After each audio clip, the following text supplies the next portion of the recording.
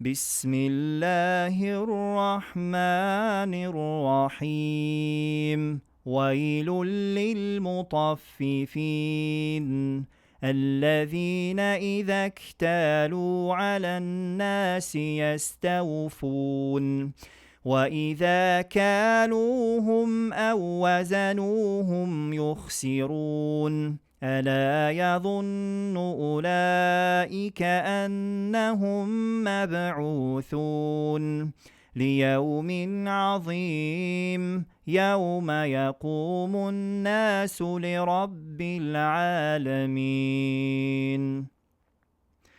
كلا إن كتاب الفجار لفي سجين وما أدراك ما سجين كتاب مرقوم ويل يومئذ للمكذبين الذين يكذبون بيوم الدين وما يكذب به إلا كل معتد أثيم.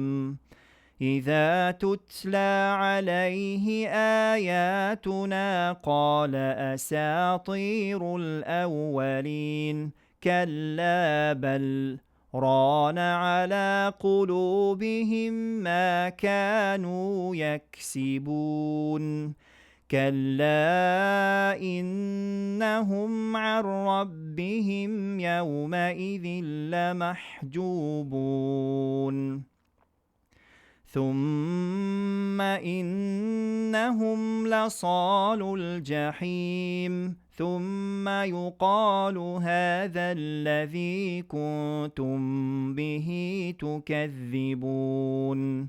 كلا إن كتاب الأبرار لفي عليين وما أدراك ما عليون كتاب مرقوم يشهده المقربون إن الأبرار لفي نعيم على الأرائك ينظرون تعرف في وجوههم نضرة النعيم يسقون من رحيق مختوم ختامه مسك وفي ذلك فليتنافس المتنافسون.